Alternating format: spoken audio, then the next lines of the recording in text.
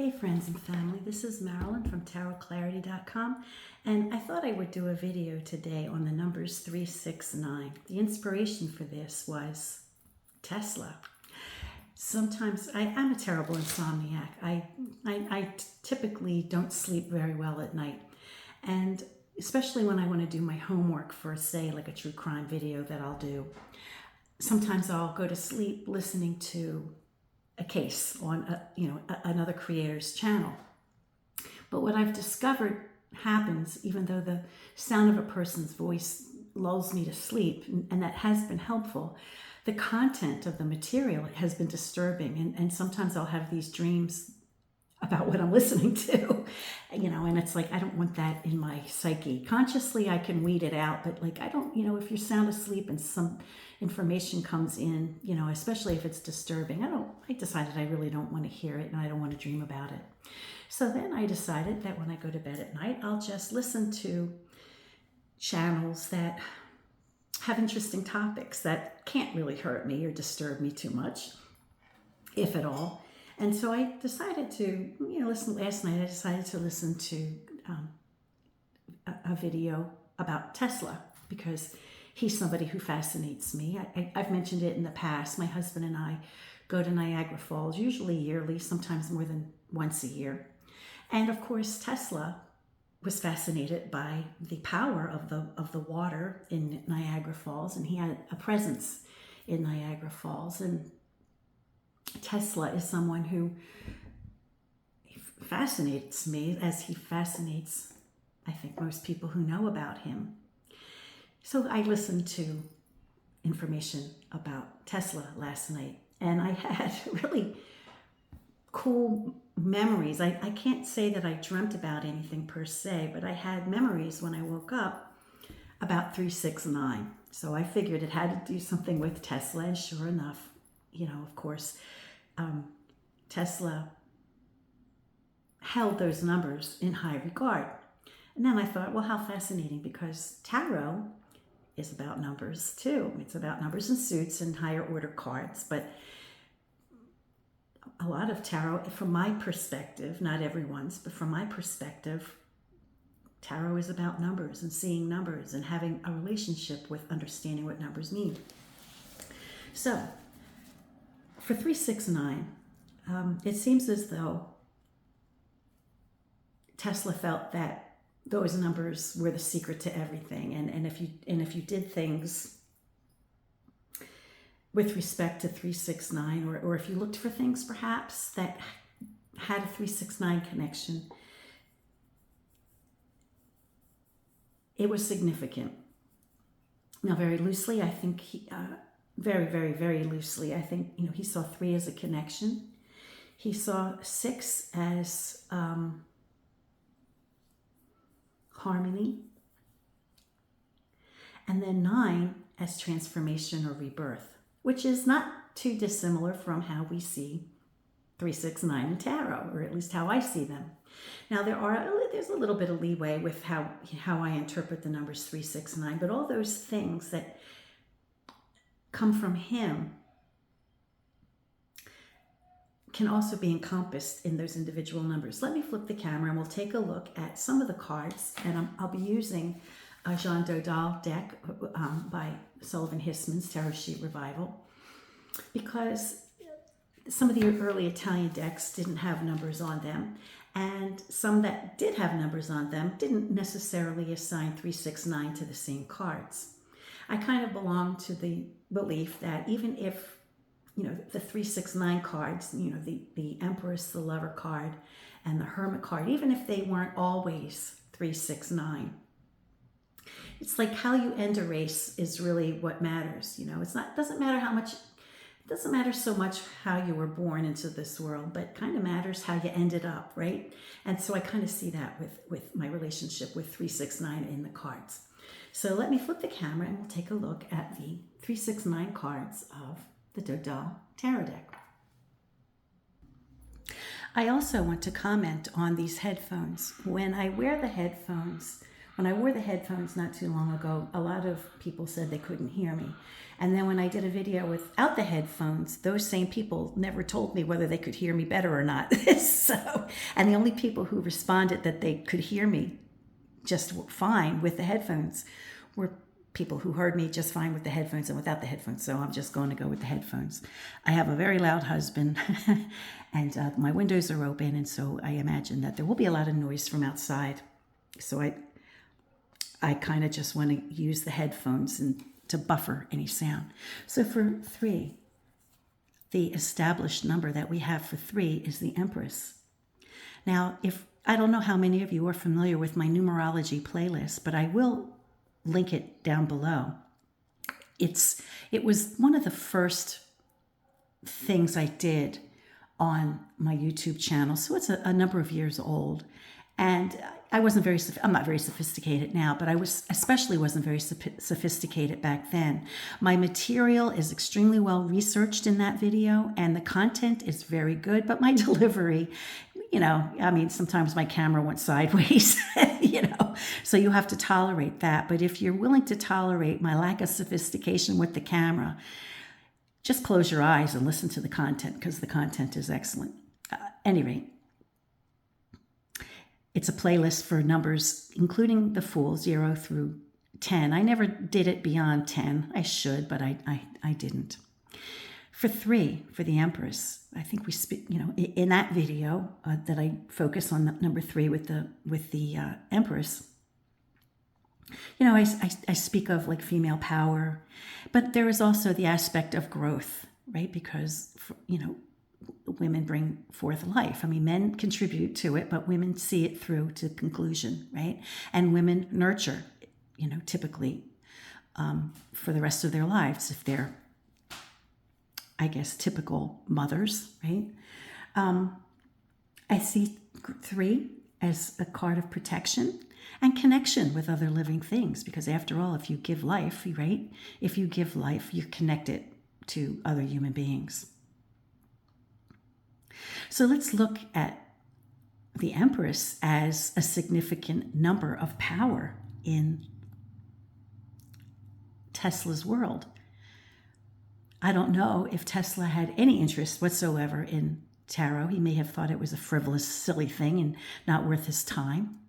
But as I mentioned, tarot really deals with numbers quite a bit, and we do have a number 3 card. In fact, we have 5 number 3 cards. We have 3 of Swords, we have 3 of Cups, we have 3 of Batons, and we have 3 of Coin.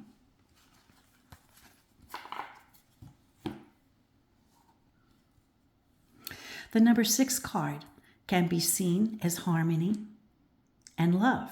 Whenever 6 pops up, no matter what suit it's in, I'll frequently say when I'm doing a reading on, when I'm doing a demonstration reading on video, I'll say, well, 6 is a perfect number. So the most positive aspects of a number 6 that relates to each of the suits it appears in will strike me as a most fortuitous number in combination with the suit. So here we have a typical TDM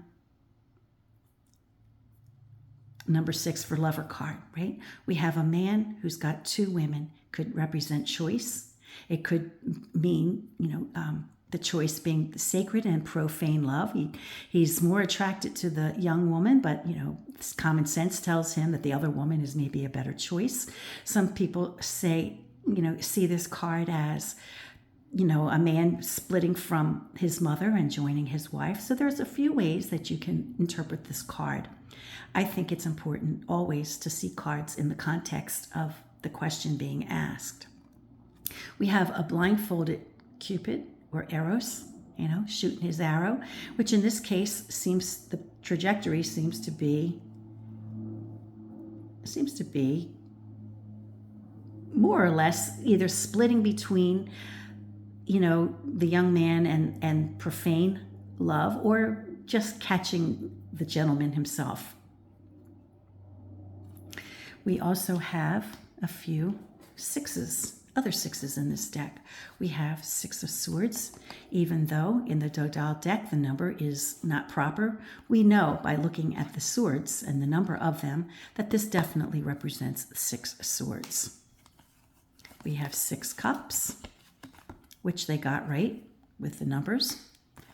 And we have 6 batons, which, like the swords, the numbers are reversed. The number is not quite right. But we do know that the intended numeric value of this card is 6. And then we have 6 coins, which, for whatever reasons, the coins of the deck did not have numbers. And in many decks, they don't.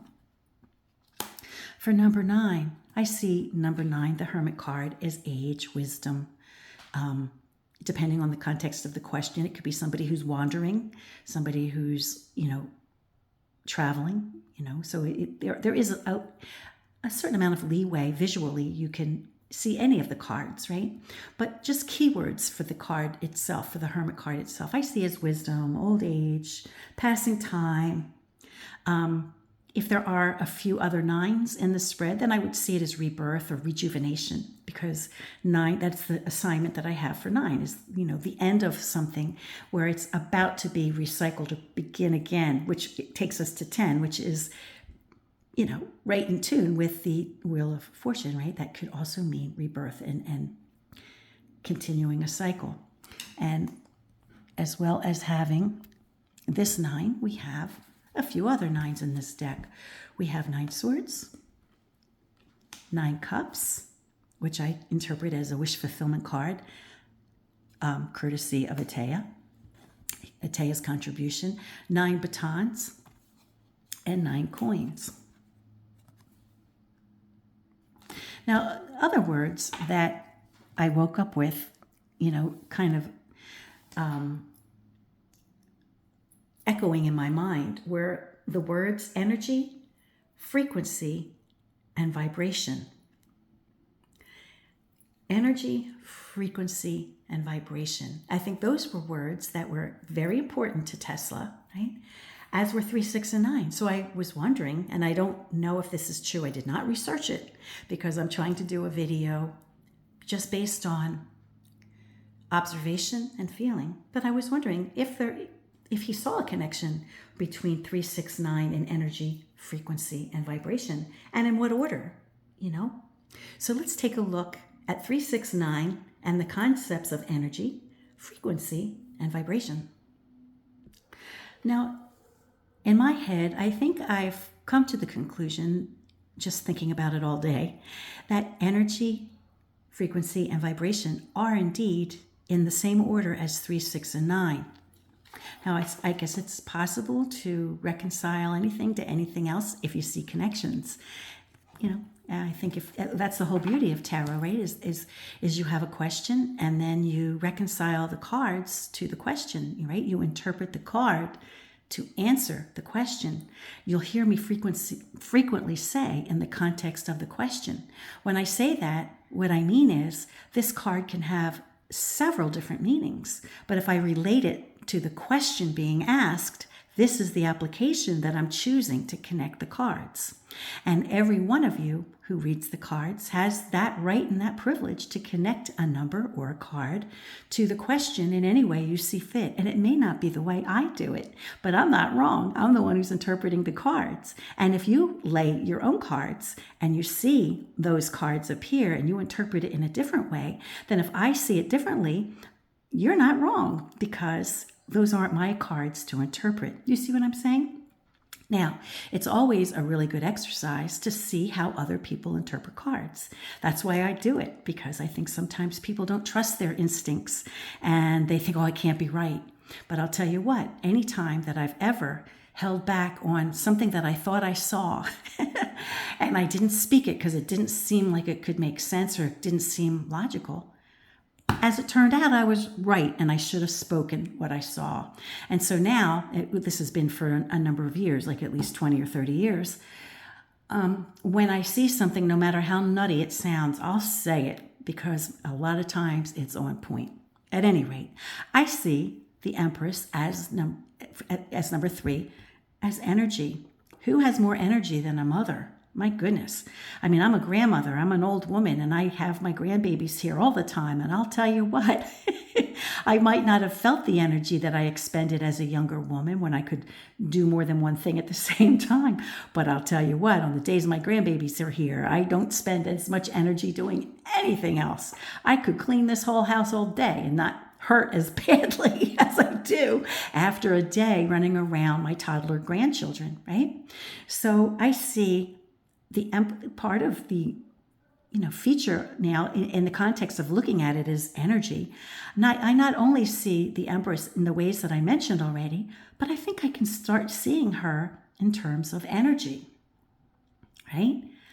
There is no one more energetic than a mother, perhaps a father. I'm not putting down dads, but of these three cards, the Emperor is not in here, right? So of these three cards, I think the Empress really shows that. We also have the energy of an eagle. It flies through the air, glides through the air, flies through the air. And we see a person who has dominion over a great expanse of land. And so that embraces a lot of different people that this person oversees or help or co-oversees. If it's the Emperor who has all the power, and in her case, if she's the one with all the power, then she's the one who oversees. So let's look at these other cards displaying number 3, if we can see energy. Well, 3 is the beginning of, what is 3 the beginning of? 3 is the beginning of growth. Okay, you could say that 2 is the beginning of growth, but I think it's really 3. 2 just connects 2 things together. 3 is a balancing act of 3 energies at the same time, right? I see 3 as being a very energetic thing. It's beginning to grow.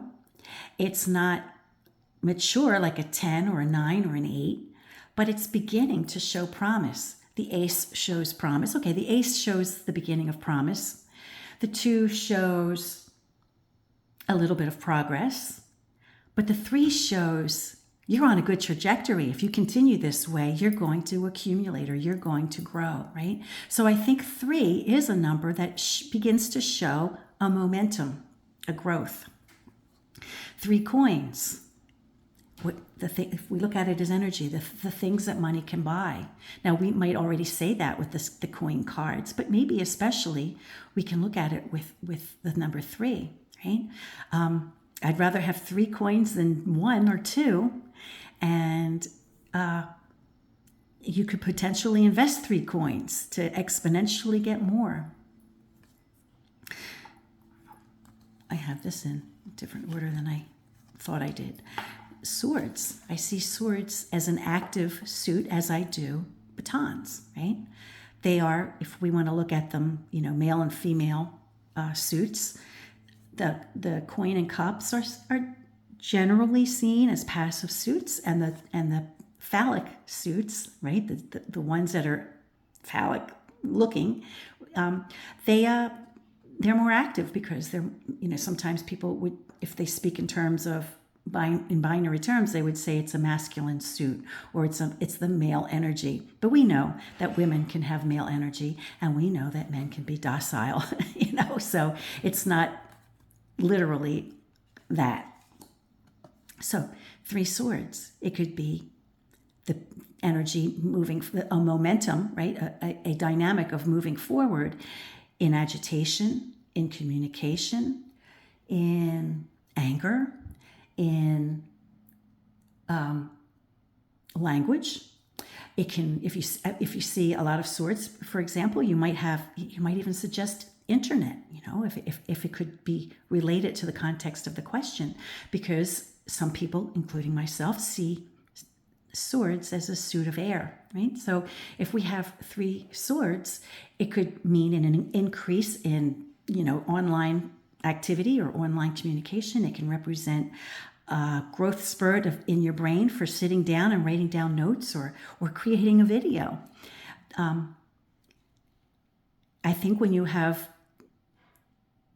3, you begin to see a trend, and as I mentioned, you begin to see momentum and growth. And so I think we can justify 3 in every one of these suits to represent energy. 3 batons. I see batons as a social suit. It can represent things you do as a hobby or sports activity or even the workplace. It's not coins, so the coins could represent the money that you earn from your workplace, and coins could also represent the workplace. But don't discount the workplace as a social activity when it comes to the suit of batons, because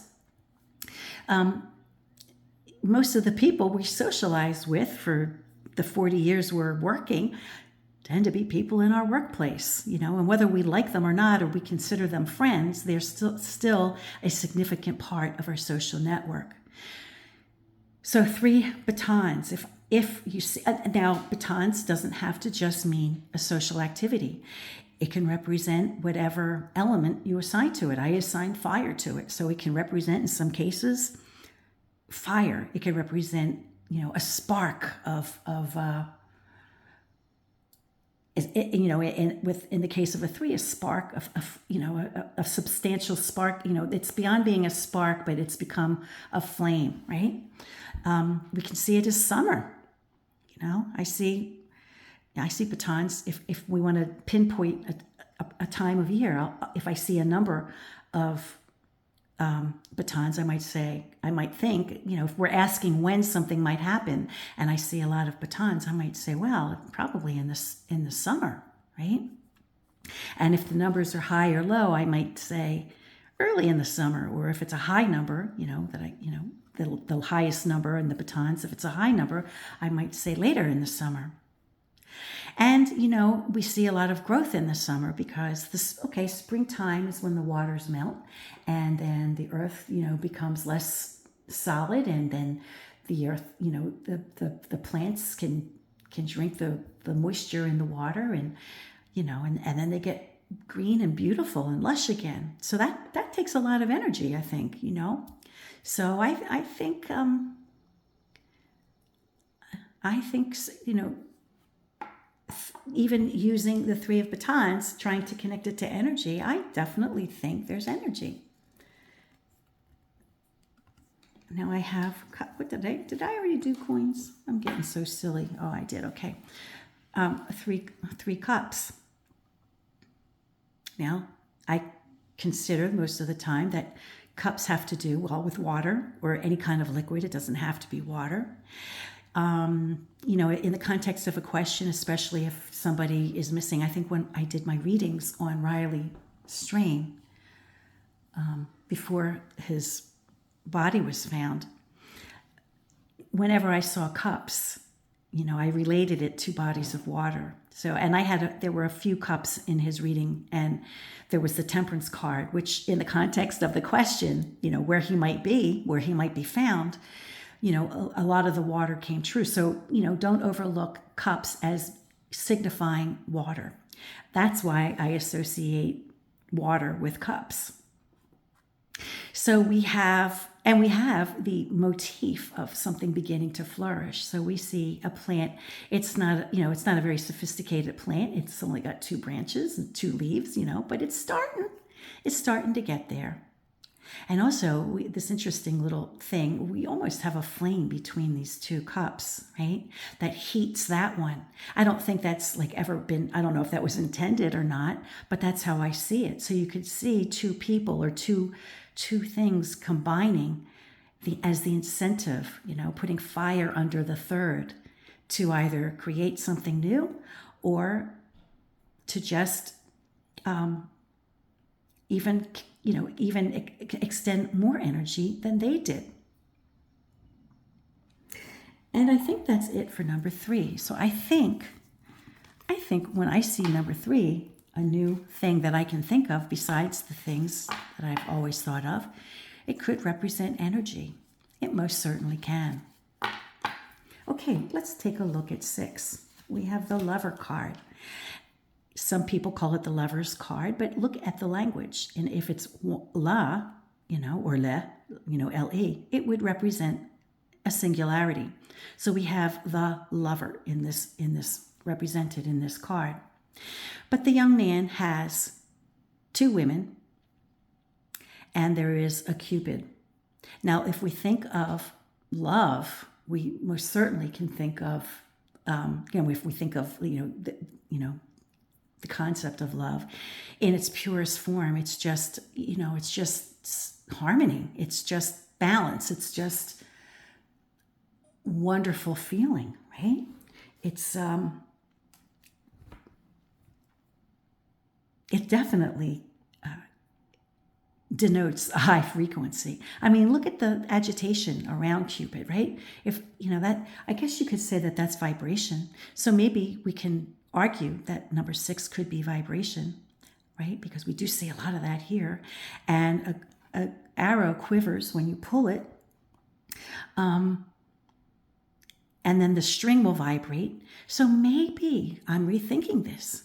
Maybe 6 is not frequency. Maybe it's vibrancy, but then we don't have the pleasure of having 3, 6, 9 in perfect order. That's interesting. That's a conundrum. Let me think about what I'm going to do about that. I'm going to have to go with this the way I see it, and I don't see it as frequency. I see it as vibration. And not just the physical aspect of having the vibrant, agitated lines, but just by virtue of all the things that shiver and quiver in this card, right? And when you're in love, your heart palpitates. And, when you have physical love, you certainly vibrate. You know what I'm saying? So I think this card, this number, can definitely show, can represent vibration out of the order of energy, frequency, and vibration. Originally, I was thinking just using it as frequency because it conveniently was 3, 6, and then it was the second one, which was frequency. Oh, but let's look at it just for at devil's advocate. Can we call this frequency? Well,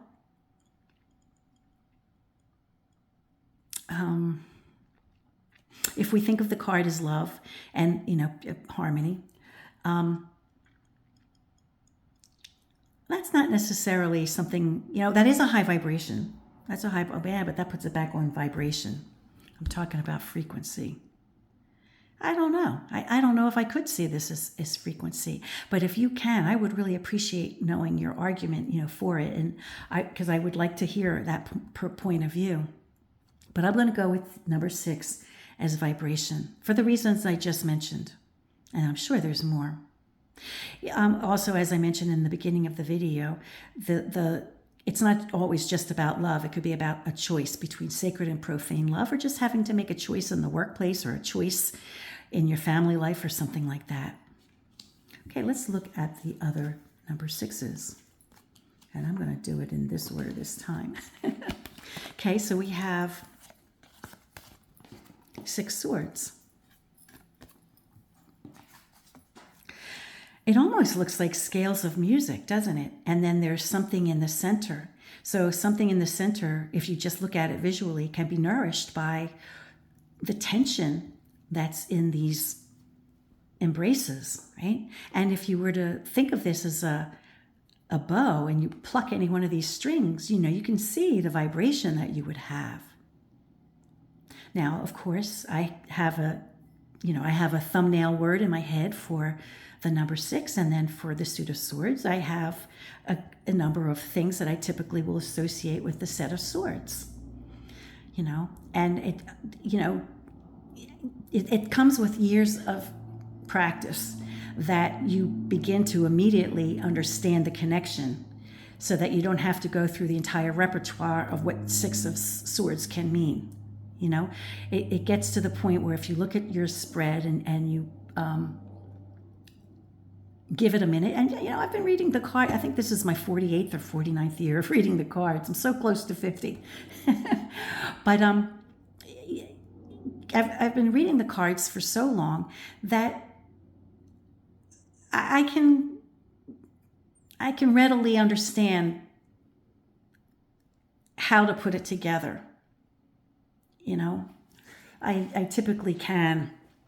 And that just comes with experience. So don't put yourself down if you can't readily make a connection so quickly. And who says you have to?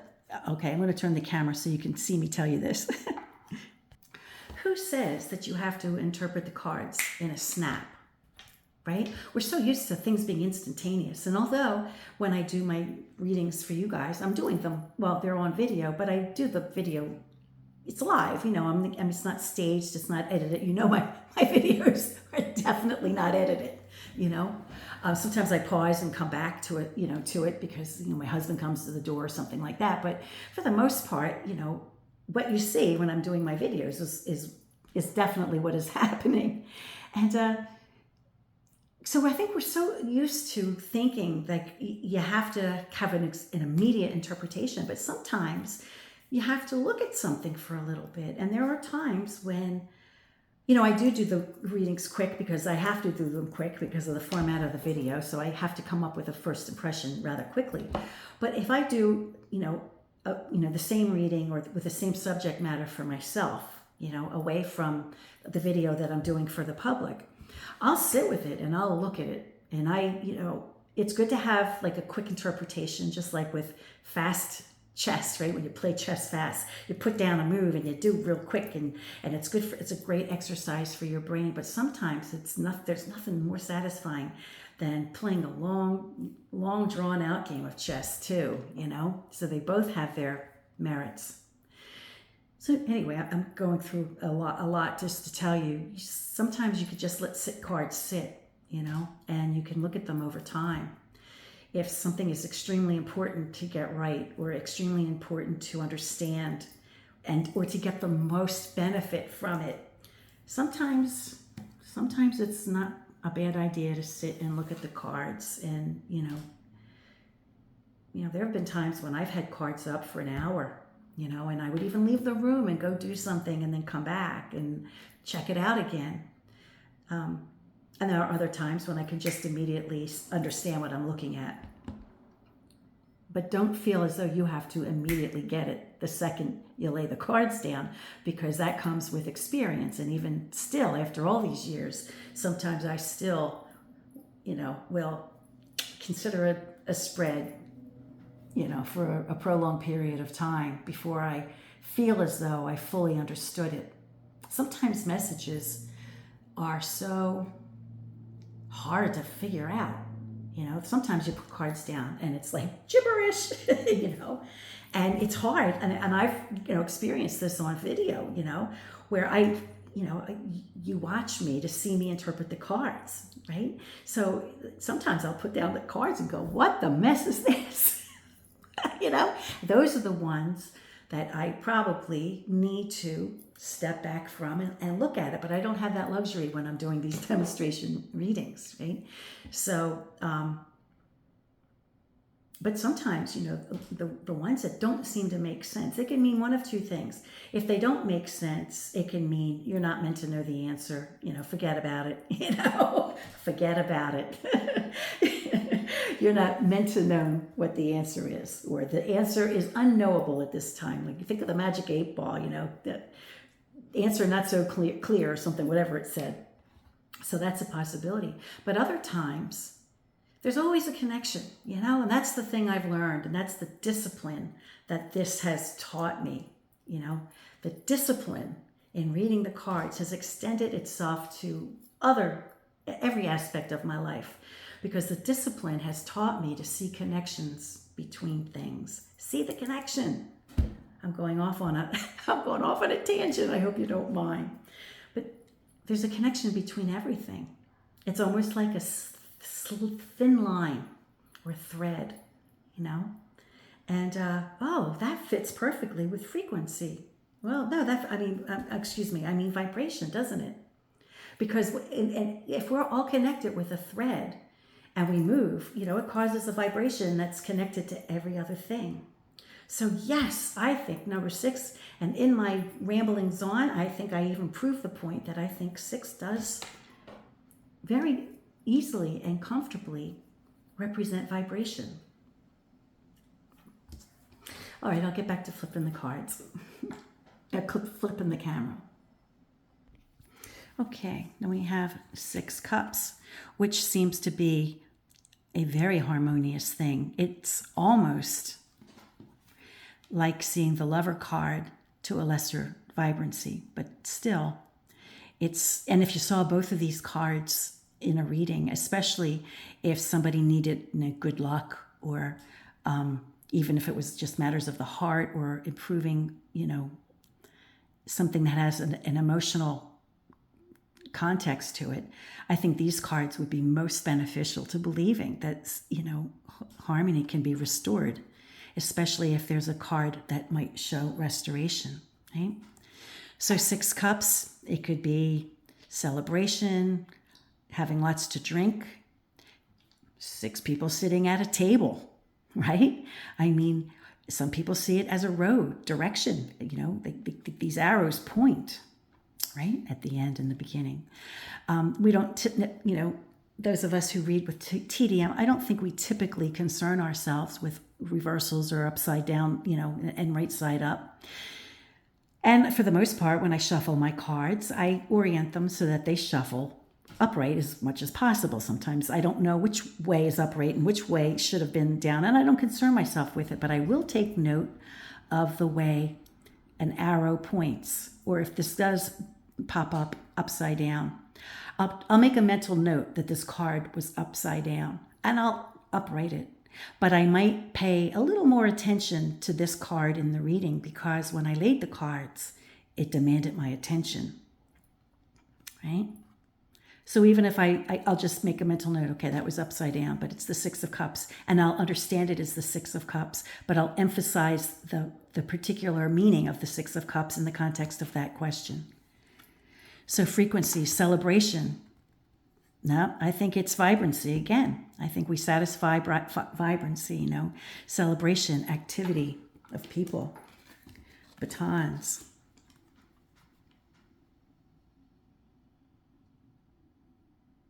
Vibrancy with batons. Well, they are on a diagonal. So, diagonal movement does suggest movement. They are interlaced. Isn't that interesting? So they are interlaced. You can see there was an effort in making it interlace, that kind of pattern there. So if you disturb one part here, the tension will snap, affecting all the others. If you see it as a physical thing, you can, also see, 6 as a harmonious number in a social thing. So it could be happiness or contentment in a new position at a job. It could be if you're doing something with as a hobby, or you're going to join a hobby group or something, that it would be a satisfying social gathering of like-minded individuals. But I definitely can see vibrancy or vibration in the context of 6 batons. Of course, whatever we understand in the 6 or the 2 or the 3 or the 9 or whatever, is you can extend the meaning or the general feeling of what this card is, and put it in the, combine it with suit. That's how I taught myself. That's not how everybody does it.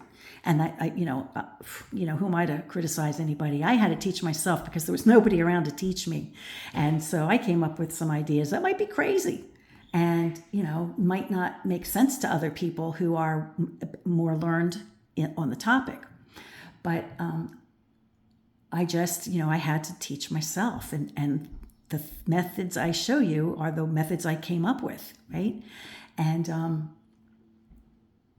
at any rate, here we have 6 coins. Well, money gets exchanged.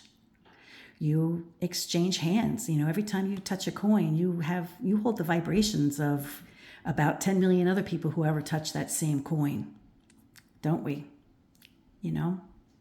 6 coins, the number 6, if we see it as harmonious and just, a good, solid, healthy number, it can mean happiness in the domestic life, harmony in the domestic world, in the domestic realm with your family. It can mean that maybe if you're thinking about moving and you want to know, what will my new residence be like? Do I take the chance and go there. This card might be very fortuitous and say, yeah, if you're asking if the place will be decent, this is a good indicator that you take a chance on that. You might consider taking a chance on that. Okay, so now that leaves us with 9 as frequency. Now, we have the Hermit as the number 9 card of the higher order. Now, my keywords for number 9 are things like wisdom, passing time, the progression of time, age, old age, and, you're so old, it's about to become new, like old man, what's it, like the old new year, right? Old man for the old year, right? And then the new baby comes out for the new year. I kind of see him as that kind of guy. So he's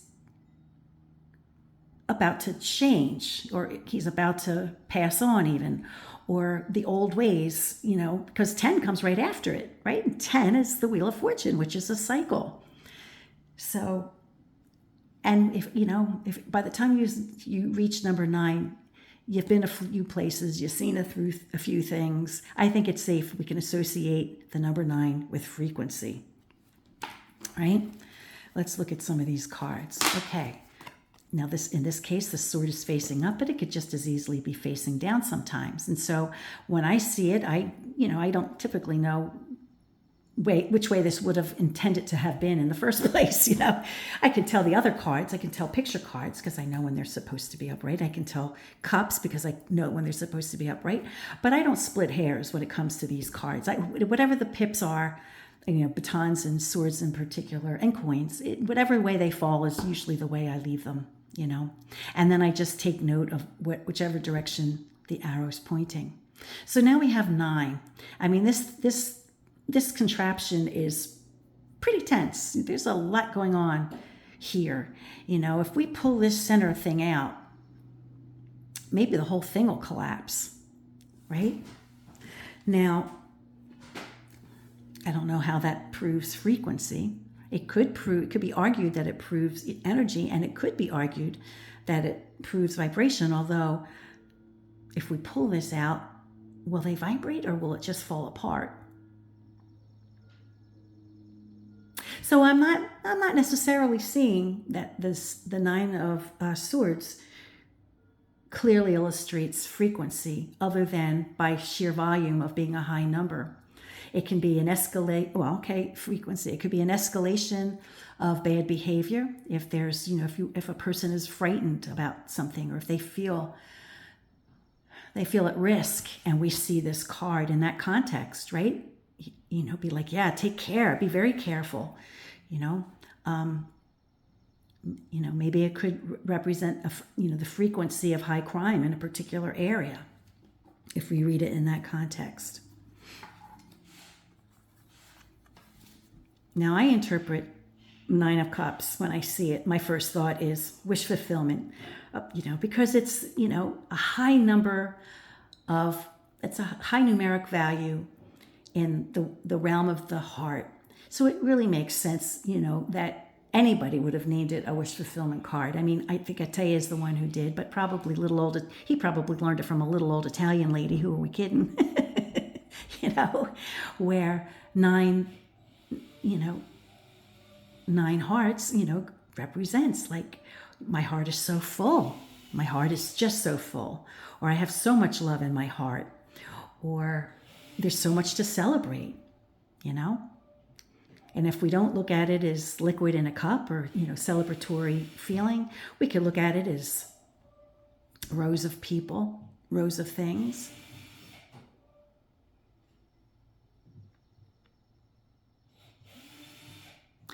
But I think the only thing we can associate frequency with number 9 is not necessarily the images on these cards, but just the fact that if you reach number 9, you've done it a few times and you've experienced something a few times. So I think it kind of goes without saying that 9 would have the highest frequency. I mean, it makes kind of sense, doesn't it? If we said, 3 is frequency, well, but 9's a bigger number. So if something happens 9 times, it happens more frequently. So I think that's just a nice way of just seeing that, number 9 is frequency without even having to justify it in the cards. But say if we say the frequency of this, how would we interpret frequency with this Six of Cups? We could say, well, you're going to be blessed with, abundant, opportunities for affection. I got the wrong card. Oh, this is 9, excuse me. So here we have the 9 of Coins. And I think I would also say, many blessings of comfort or monetary or things that money can buy, or you have, great ample opportunity, right? You'll be given many opportunities, many frequencies for having opportunity and make the most of it every time. And, but, there's a great number of opportunities, or so much so that it's like a completion. Now, I think sometimes though, when I see a 9 or an odd number, I also see it as an imbalance, or, be careful, because there is more potential stress, So although we can see it as a lot, but it can also mean a lot of something that's not great. It can represent a lot of something that's really not so good. Now, it depends on the context of a question. Okay, say somebody says, maybe, somebody, when I did the Riley Strain reading, excuse me, I have to take a sip of tea. My throat gets parched. When I did a Riley Strain, I'm not sure if it was this card, but it was a card like this. And I think it might have occurred in both of the readings I did for him, or similar cards, appeared. And aside from seeing it as a 9 and a baton, in the context of the question, because he was missing and we know there was a river, this could definitely just see it as a bridge, or a crossroads, or a cross section, or, you can see it for what it looks like, So there's my association with 369 to the Empress, the Hermit, and the Lover. So I see 369 not in the hold on, let me switch the camera. It would have been terribly convenient if the expression was energy, vibration, and frequency. But the way I think it's written, and the way I think it was spoken by Tesla, was energy, frequency, vibration. So it doesn't necessarily make a connection to 369 in that order. I do see a connection between all 3 numbers and all 3 concepts, but not in the same order. I would see it, if I corresponded the words to the numbers, it would be energy, vibration, frequency for 369. But I don't know. I just decided to ramble on today, and I thought of that, and just thought it would be an interesting video. And whenever sometimes I don't have a plan in my mind, sometimes my videos will go off on tangents, but I think those can be insightful, because sometimes I say, you never know what I'm going to say. Anyway, thank you for being here. I appreciate your presence. Until next time, friends. Peace, stay well, be kind, and do no harm.